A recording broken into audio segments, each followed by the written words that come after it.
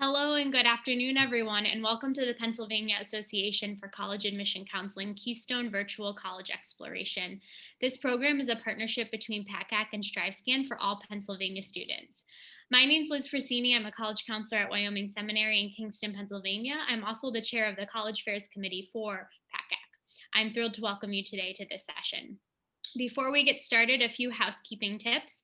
Please know that this session is being promoted in the webinar feature of Zoom, so your camera and mics will be muted for the duration of the program. If you have questions for the panelists, please use the Q&A box at the bottom of your screen, and they'll make sure to address your questions throughout the presentation.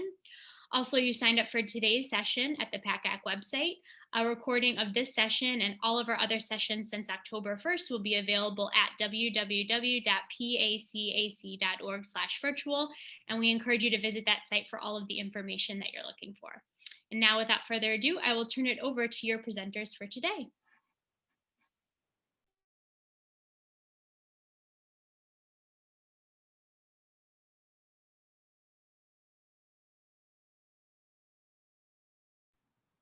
Awesome, thank you, Liz.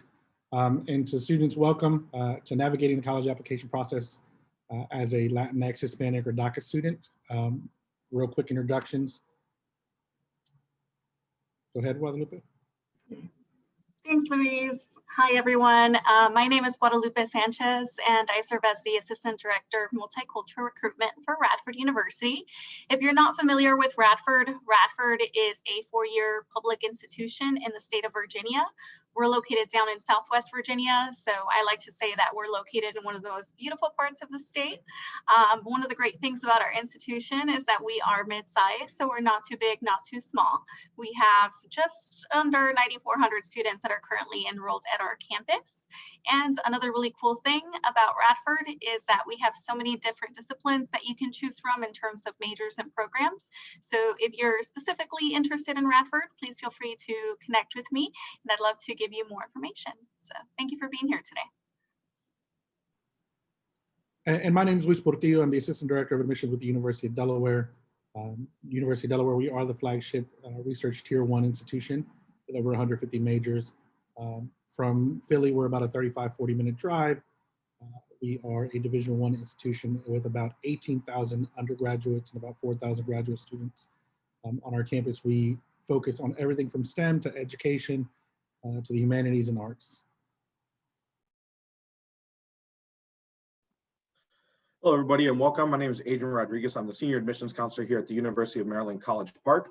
College Park is located just right outside Washington, D.C., about 8 miles or so from downtown D.C., and we have a variety of different programs available to you in everything from education to the STEM fields, the arts, etc. We have over 90 different majors here at the University of Maryland, and we are the state flagship institution for the state of Maryland as well. So thank you again and welcome. Awesome, and let's go ahead and get started. So while we go through this presentation, while we are going to talk about our university and what we offer and what requirements we have, we're also going to touch on it on a broader spectrum as well. So at the University of Delaware, we are on the Common App and Coalition apps. We require letters of recommendations, your personal statement, and then something new that we started last year was a self-reported academic record. That is an extra component software type where you would actually go and fill out your own transcript without having to wait for your counselor to go ahead and submit your transcript for you. And it kind of breaks up the middleman, right? You know, a lot of students, a lot of times go back to their counselor and say, oh, you know, the website said my transcript hasn't been received yet. But your counselor's like, no, I sent it back on October 6th. This is how you get over that middleman and not have to worry about. And like most institutions this year, we went test optional. If you're not on our mailing list or any mailing list for that matter, I highly suggest that you go out to the schools that you're interested if you're a junior or sophomore and get on their mailing list so that they can communicate to you any types of changes when it comes to their requirements over the next couple of years. Obviously, we're in the middle of a pandemic and school processes will change year by year, and we're going to handle that on a yearly basis. So make sure you get on those mailing lists. A little bit. Thanks, Louise. Yep, it's definitely important to really connect with each institution that you're interested in applying to, because each school is going to have their own admissions requirements. So just to give you an idea of what the Radford University requirements are for admission is basically you have two ways to submit your application. You can either apply directly through our website, radford.edu/apply, or you can apply through the Common App. We actually don't have a preference on which application you decide to utilize. That's really up to you, whatever's most convenient to you. Once we have your application on file, and it is a free application, so you don't have to submit an application fee to apply to Radford, which is pretty awesome. We will also ask that you submit your high school transcript to us. So once that transcript is received by our office, your application will be complete and ready for review, since we are a test optional admissions university. So currently, since we are in the middle of the pandemic, we have gone 100% test optional. Before the pandemic, we needed students to have a minimum 3.0 GPA to be considered for admission, but now if we are test optional 100% regardless of whatever your GPA is. However, just like Luis was saying, these processes may change in the future. So if you are a sophomore or junior, make sure that you connect with the universities you're thinking of applying to, because it may change in the future. But right now we are test optional, no minimum GPA requirement is needed. And we're also test optional for our merit scholarship consideration and also for honors college. So yeah. Awesome. Actually, similar to both of my colleagues, the University of Maryland has also gone test optional, as many universities have. We are currently on the Common App and the Coalition application platform, so you can find us on either of those. One thing to note is the University of Maryland College Park also has some other institutions in Maryland with the same name, like University of Maryland, Baltimore County, University of Maryland, Eastern Shore. So when you are looking at applying to us, especially on the Common App, you're gonna wanna make sure that you select the right University of Maryland campus, because we all are separate institutions.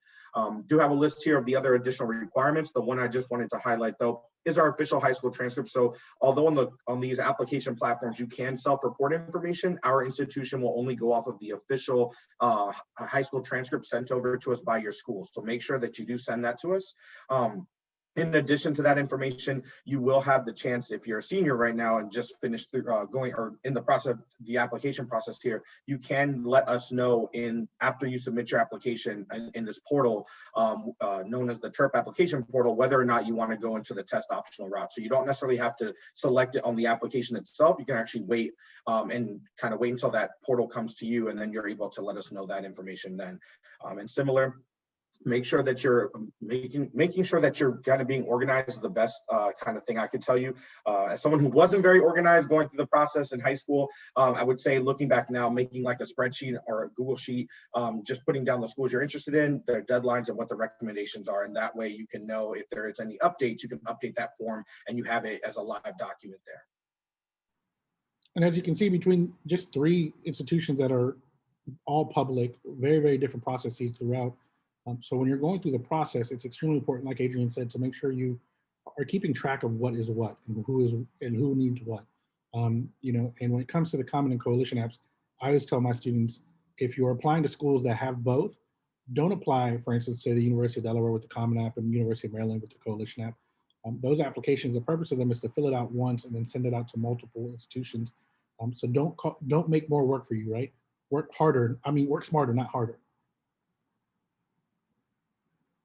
One thing we do need to talk about, and especially for my Latinx students, you know, we talk about finding the right fit for you on the college admission side, and the social and academic fit, while they are extremely important.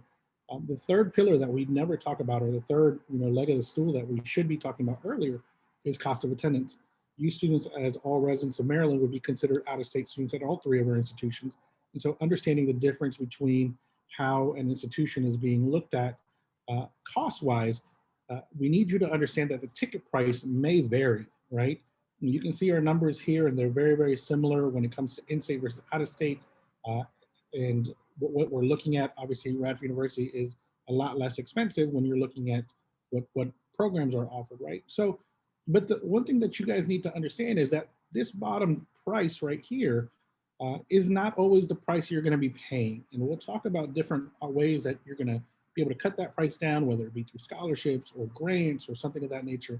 But this is just kind of, it gives you an overview of what our universities would cost as a total cost of attendance before any type of financial aid.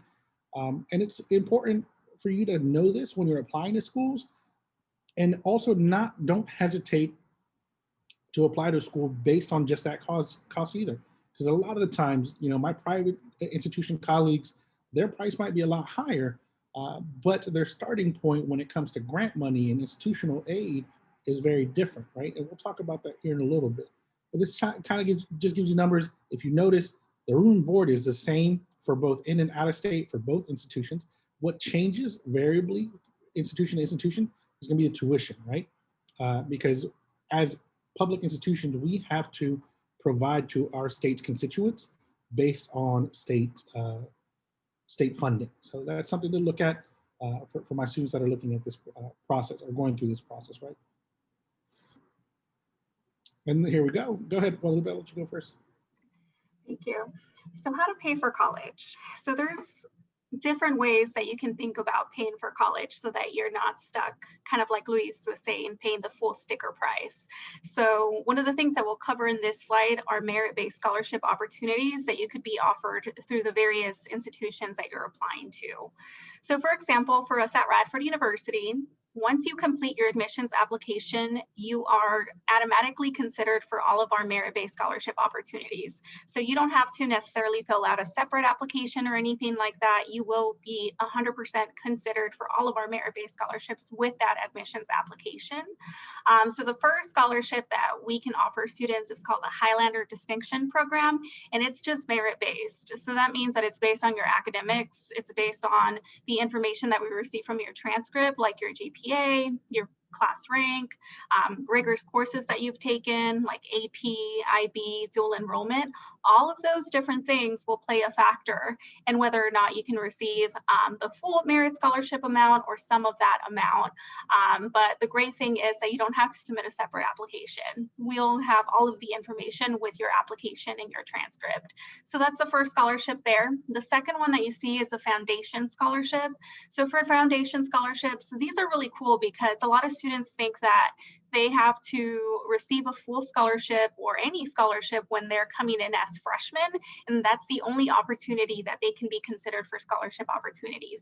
That's not the case. So for us at Radford, we have foundation scholarships. So our students that are incoming freshmen can be considered for our foundation scholarships, but guess what? You can be considered for foundation scholarships your sophomore year, your junior year, and even your senior year. So these scholarships are based mainly on your department, so like your major or a minor or something that you're interested in. So sometimes we'll receive like additional donors that will give us additional money for scholarship opportunities. And that's kind of how these foundation scholarships come to be. So the great thing is that you can continuously continue to apply to scholarships throughout your entire 4 years at Radford, which is pretty awesome. And we make all of these scholarships available to you on kind of like a platform that we have on our website. So you can see exactly which scholarships you can be considered for and eligible to apply.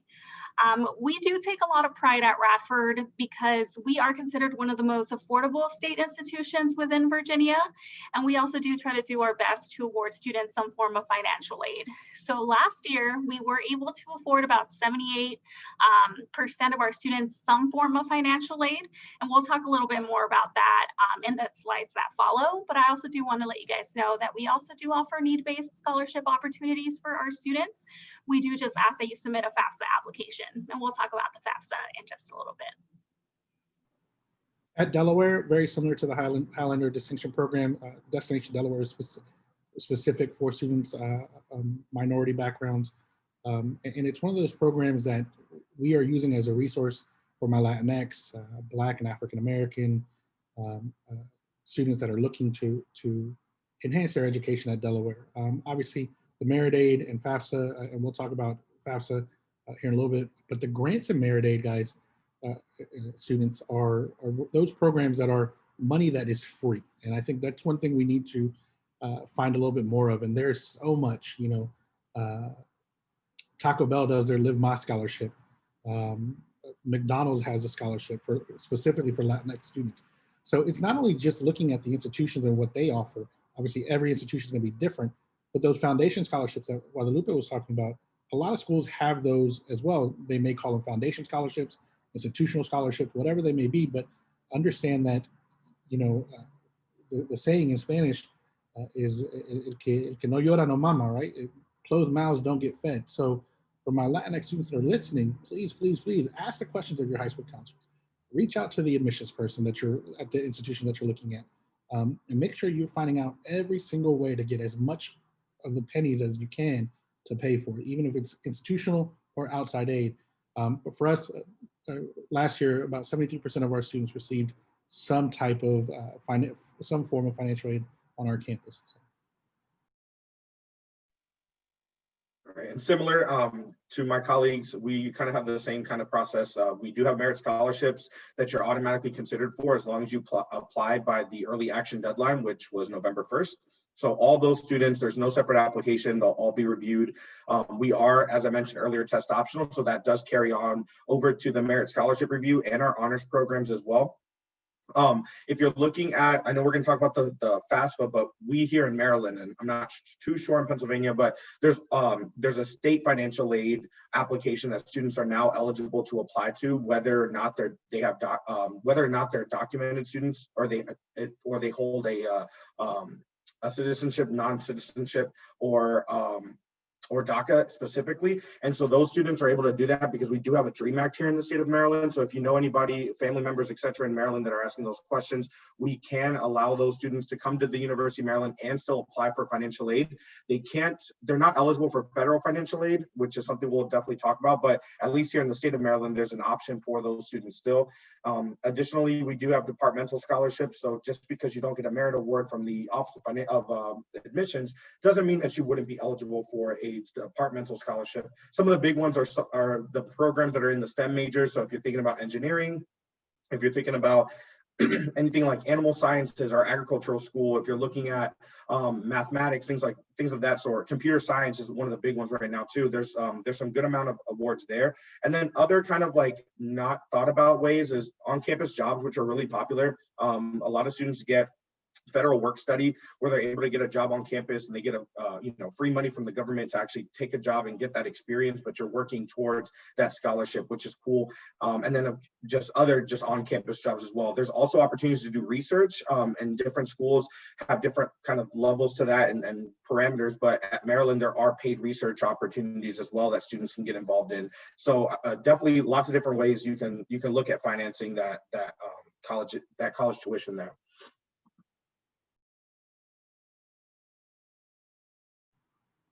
So the FAFSA stands for Free Application for Federal Student Aid.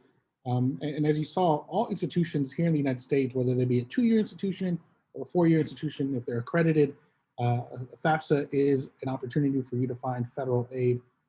For my students that are undocumented, obviously, any type of federal aid that's awarded is specifically for residents or citizens of the country. But just understand, for even my undocumented students, FAFSA, you're able to print out and fill out the FAFSA, and in the portion where it talks about social security number, you are able to put 00000 and submit it directly to the institution. Understand that every institution has their own financial aid office, and all those financial aid offices are required by law, by FERPA, to not share any of your information with anyone. It doesn't matter if they're a federal agency or not, a state agency, or even your parents. Unless you sign the FERPA form that all institutions have, then you can allowing your parents to see your financial aid and your grades and stuff like that.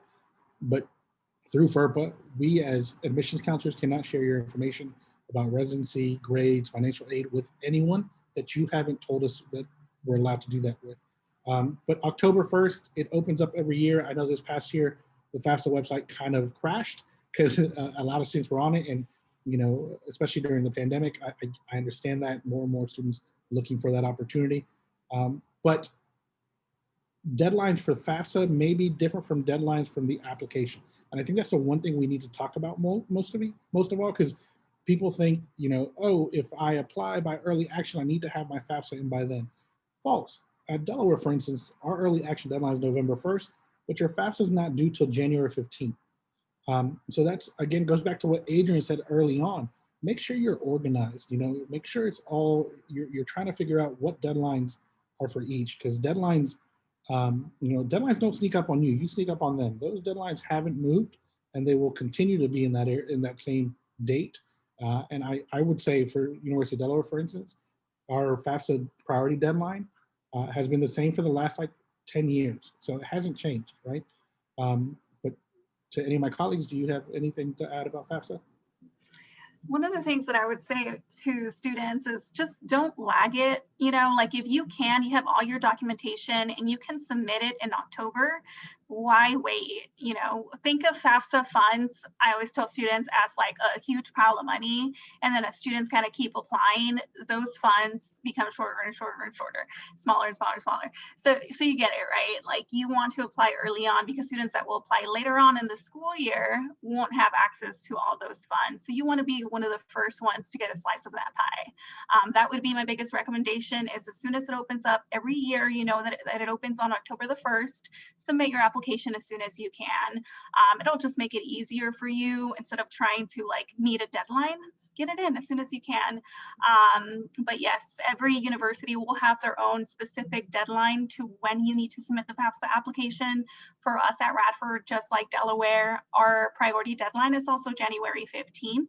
So as long as you have it in by that date, great. But if you can submit it early, definitely do that. Here at Maryland, ours is a little earlier than that. It's January 1st. So you definitely want to make sure that you're kind of doing it all at the same time. My thing is, when I talk to students, if you're already submitting your application, just get everything done together. And that's one less thing I have to think about later. It's all packaged done. And you could just, go into the holiday breaks with one less thing to stress about.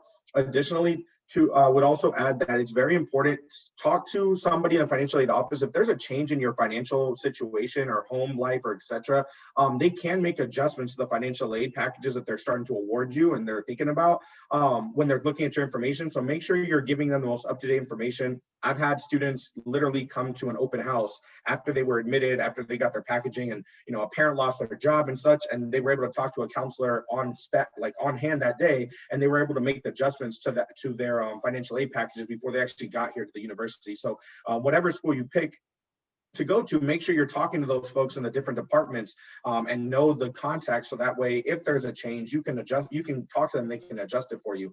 Lastly, always make sure you're looking at every financial aid website that I've been to has a cost of attendance calculator type thing where you can put in, generally speaking, some general information about your finances, kind of seeing what the cost of that school will be. And you kind of use that in context of just high level, what is this looking like out of pocket, and really have honest conversations with your families. I know, especially I don't know about your household, but I was a first generation student. So already in a Latino household, we don't really talk about finances with our parents.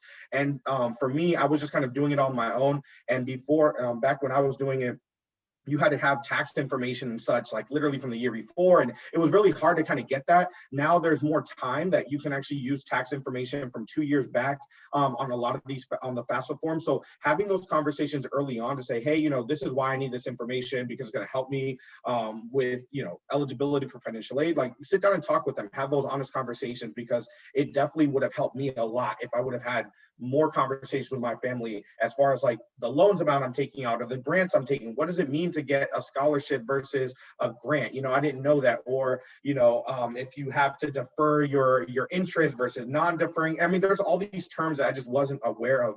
And I feel like if I would have had more conversations with them, in addition to maybe some people in financial aid, I would have had a better understanding. So definitely try to do that early on if you can. And for my students that are citizens, but their parents are undocumented, reassure them that their information is safe as well. Any information that you provide us as educators, we keep completely confidential from anyone that isn't on your list of people that are allowed to know what you're submitting, right? And what Adrian said, use your admissions counselor as your first resource to find out about financial aid for that specific institution. Every institution since 2007 has actually had something called what Adrian was talking about, was a net price calculator. You literally go to our websites and type in net price calculator to pop up. The other thing, when it comes to the Latinx household, we're not telling you to go ask your parents, how much do you make a year, right? We're asking you to have an honest conversation about what they're able to assist you with. And as a first generation myself, that opportunity to go to college is part of the reason most of your parents immigrated here. So it's one of those things that you need to have that conversation with them so that you are better informed and they're better informed And then we as a culture can even rise up even further. The other thing that I'll talk about is the CSS profile. I don't think any of our institutions use this, but nearly about 400 colleges or universities across the country use it. Traditionally, these institutions are a little bit more highly selective, and they use it in conjunction with the FAFSA. So it's an extra step, right? In Pennsylvania, I think UPenn uses it. I know in Virginia, UVA uses it, but it offers a more in-depth conversation about your family's financial situation, right? I always joke about it that the FAFSA is more like a routine checkup, a yearly checkup, while the CSS profile is a colonoscopy, because it really goes in pretty in depth about your financial situation. It talks about how many family members are there, what type of, are some of them in college, etc. The biggest difference is that the CSS profile, there is a $25 fee. FAFSA is absolutely free, but the CSS profile, there is a $25 cost. But understand, most of those institutions, the 400 colleges and universities that are on the CSS profile, also offer a fee waiver for that as well. So again, closed mouths don't get fed. So if you don't ask the question, you'll never know the answer, right? So make sure you keep a lookout for that. All right, this is where we want to talk about. This is finding the right fit, right? When you're looking at it as a Latinx student and what you're looking for. And during the college planning process, I always tell my students, you gotta really be looking at something of what you're able to do on campus, right? How is it, what outside of the academic portion in the classroom are you gonna be able to do research potentials, and what they offer you as a student? Because yes, the campus culture, and Adrian and Guadalupe will talk about the academics of the campus culture, but when you're planning it, you really need to focus on what you're looking for, and also focus on what you don't need in an institution, right? Beyond that, currently, obviously in the pandemic, a lot of schools have gone to a lot of virtual content, which is completely okay. I just ask that you guys as students don't judge an institution based on their virtual content, because some institutions have more resources to put on a greater virtual experience. Some are not lacking, but they just don't have the office power to do so. The tour that we put out on March 27th, which was our first virtual tour, versus the tour that we have out now, is drastically 1,000 times 180% different, right? And like I said earlier, you got to figure out what's important to you. Are you okay being that Latinx student, or you're the only Latinx student at that institution? Do you need to find more of a community fit where there's already an establishment of Latinos or Latinas or Latinx students at that campus? You got to have that inside conversation in the mirror and try to figure out what works best for you. So I'll let one of my colleagues. Oh, go ahead. Oh, sorry.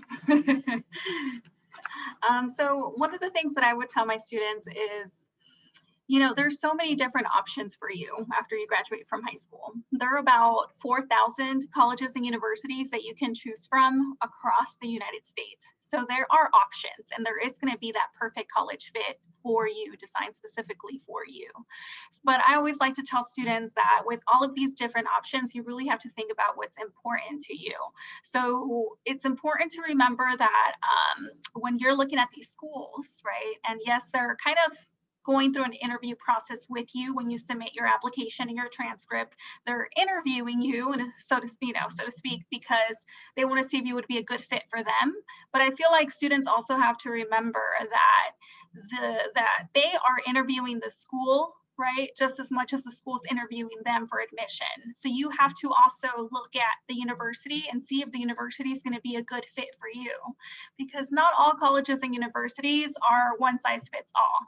Every one of them is going to be a little bit different in the way that they do things. So I think it is important to just do your research and really start to see where you can see yourself, at least for the next 4 years, because this is going to be your new home away from home.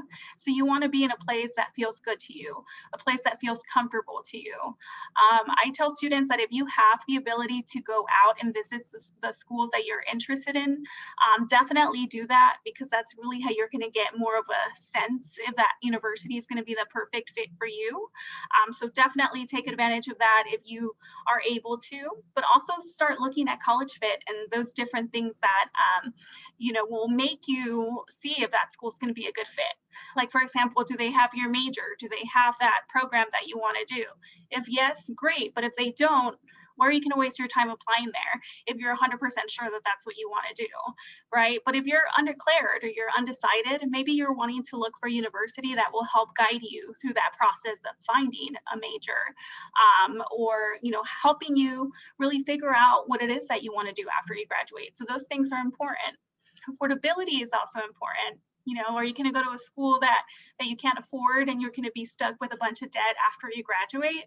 These are just things to definitely consider and start having those conversations with your families. And then lastly, I would say the physical fit is also something that's extremely important, specifically for Latinx families. I would say, a lot of families, we like to stay close to our families. It's hard to get away and even go 4 or 5 hours away from home. So do you want to, choose a university that's close to where you live? Maybe you just want to be 30 minutes away from your home, or maybe you do want to be 5 hours away, or maybe you want to move all the way to California. Whatever it may be, just kind of start thinking about those different things. Start thinking about the distance away from home, where you want to live. Do you want to live in a city? Maybe you want to live in a smaller town. You want a different pace of life. Those are just some things to consider when looking at that perfect college fit for you. I would also add to that the size of the institution in terms of, do you want a large public research institution that has, the athletics and all the clubs, and kind of like what you think of on like a TV show or something like that, which some of our schools represent here today. And then there's other schools that are mid-sized campuses or even small rural campuses.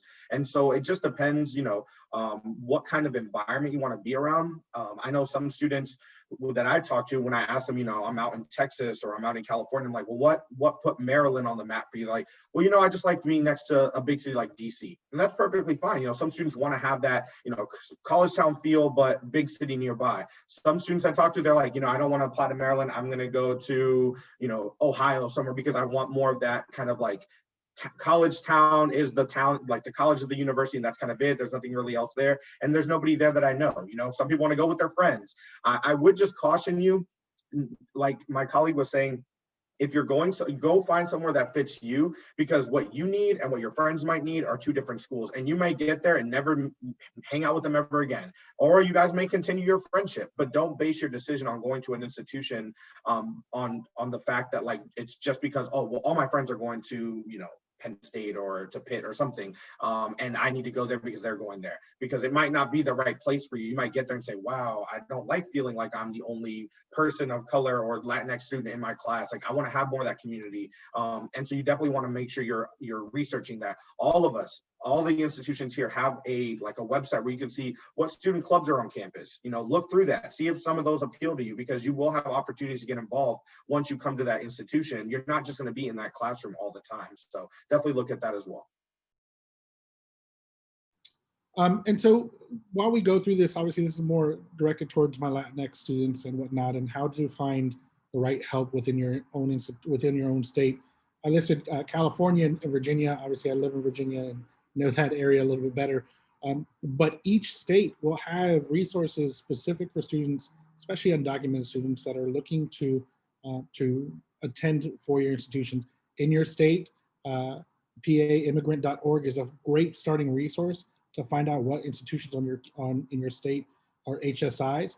And HSIs are Hispanic serving institutions where 25% of that school's population is Latinx or identifies as Latinx or Hispanic, right? And I think what you guys need to understand is that these programs were actually federally mandated back in the 60s during the Civil Rights era. And currently, for about 472 schools around the country. I won't lie to you, West Coast, they're light years ahead of us. Obviously, if you look at immigration routes and populations, immigrant populations, the West Coast is a lot heavier and more dense. But even in your state in Pennsylvania, there is one Hispanic serving institution, and that's Esperanza College. It is part of the Eastern University state system. So it's one of those things that you need to look at. But even if you're looking to go out of state, California, Florida, Texas, they all have large numbers of HSIs to look at. And then for my undocumented students, and when you're looking at applying and what you're going to be needing to support yourself with documentation, I always talk about a know your alphabet, right? We have countless numbers of visas to get into this country, but also visas for students that are looking to apply to schools as well. The F visa is the most common visa for students, but you're also able to apply to other visas. And some institutions, especially those HSIs, have the resources to assist you as you apply to those visas while you're already enrolled at their institution. So that's something to think about as well, and to know and to have in the back of your pocket. So one thing I will say though, there are a couple states out there that I would suggest 100% not to look at, especially if you're an undocumented student. But Alabama, South Carolina, and Georgia actually prohibits any undocumented students to apply to their public institutions. And unfortunately, they have an agreement with their state legislature to report all findings to the state, and then that state can actually report it to the federal government as well. So obviously in our political climate now, I would suggest 100% not to, especially if you're undocumented or if you have friends or family that are undocumented and looking to apply it to one of these 3 states or one of their institutions to avoid it. More so in the courts, a few court cases have been awarded in favor of DACA students. You know, it's not the victories that we as 3 Latinx professionals want to see, but it's a start, right? And I think the biggest one was back on June 18th.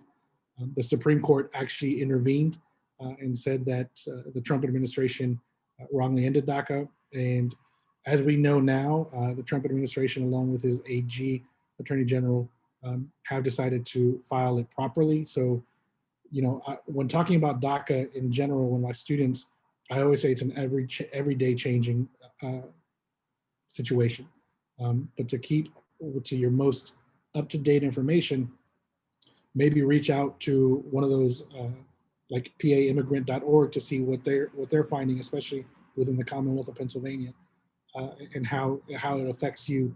And you know, it's going to go back to me saying closed mouths don't get fed, but I can promise you, even if you are hesitant to reach out to an organization like PA Immigrant, reach out to one of us, reach out to your counselor, and have them reach out for you. You know what I mean? I don't know an educator in this country that is in it for the money, because there is none. But I will tell you this: we're in it because we want to see our students succeed. And as a Latinx professional in this profession, and a first generation myself, my Latino students, my Latinx students, I'm here for them, whether they're applying to University of Delaware or not. And I know for a fact my 2 colleagues are the same way. That's why we present on things like this.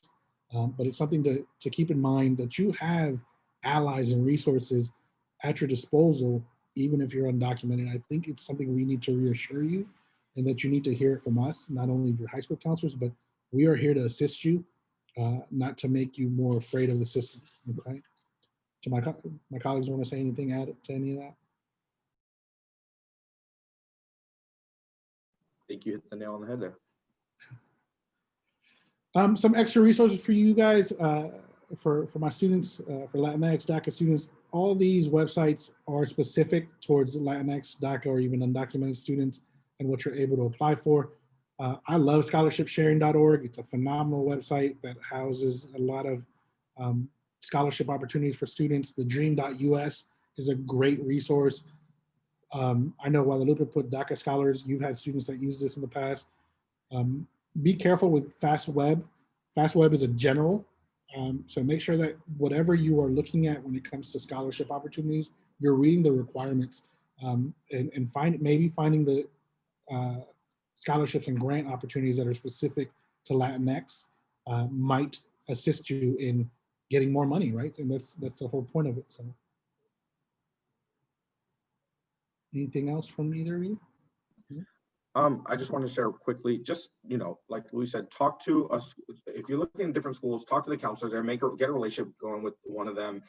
So that way you can kind of make a plan together. And I want to very openly just say, you know, it may be that maybe you don't go straight to a 4-year from high school. Maybe you go to a community college first, and then you decide to transfer. That's perfectly okay as well. But make sure you just have a plan and have somebody who's a professional in this field sit down with you and kind of draw that out, see what that looks like, make sure that you're taking the right classes. So when you're transferring, you're not wasting time, wasting money on courses that don't go over there. So again, if you're going to come straight to a 4-year, great, that's wonderful. But if you want to go to community college, that's perfectly all right as well.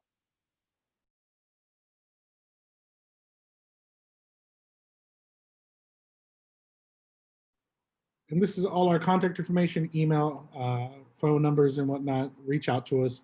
Use this as a resource. I know if I don't know an answer to something, I definitely reach out to Guadalupe and Adrian about what they've heard. You know, it's about networking. And I always tell my students, your network is your net worth. So make sure you use this as resources. Take a picture of this, send us an email, and then we'll open it up for Q&As. And there was one question that came in, and we've got about 2 minutes. So I want to make sure I ask this of you guys. As Latinx students or professionals, what would you love to say to yourself while you were going through the process as a Latinx student? Or what advice would you give yourself? That's a great question.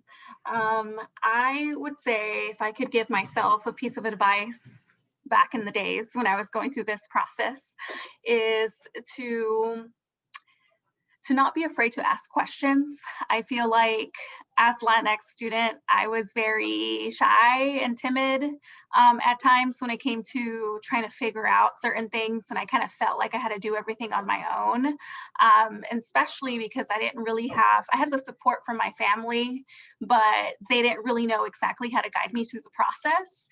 And then at the same time, I didn't know how to reach out to people. I didn't know how to reach out to, admissions professionals or anything like that. But now that I work in the industry and I know what it's like, I always think back to that time and I'm like, man, like I should have totally reached out to my admissions counselor. Like, I don't know why I did it. I could have probably gotten a free fee waiver for one of the applications, right?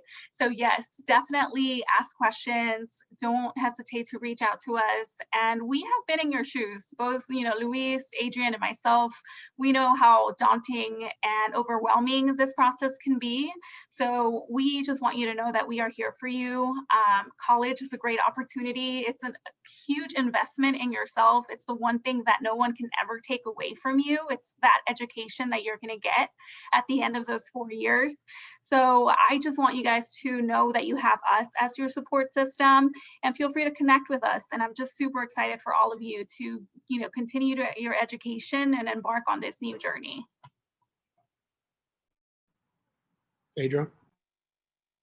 I said a little bit earlier, but trying to be better organized, as similar concept, my parents support, but they kind of put you on this pedestal that you feel like you can't really mess anything up. So you don't really ask the questions or express, when you're stressed out and things because you don't know the answers. So just make sure that you're asking those questions, being organized. And honestly, one of the biggest things, especially for my juniors and sophomores, learn the deadlines, because a lot of students will, especially in our community, they'll say, oh, well, I could just apply later. And then they miss out on so many opportunities for scholarships, for honors, for all these different special programs.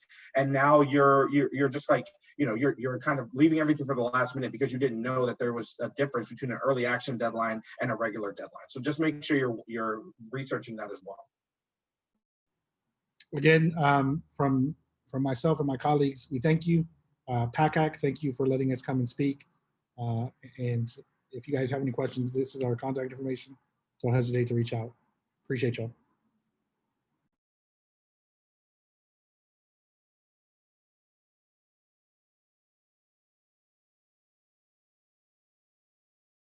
All right. Thank you so much, Luis and Guadalupe and Adrian. I really appreciate you taking the time today and speaking to our students.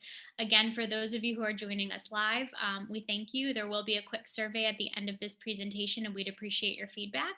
For those of you who couldn't join us live, this session is recorded and will be posted to the PACAC website at www.pacac.org/virtual. And again, we thank you all for your time today. Have a great afternoon, everyone.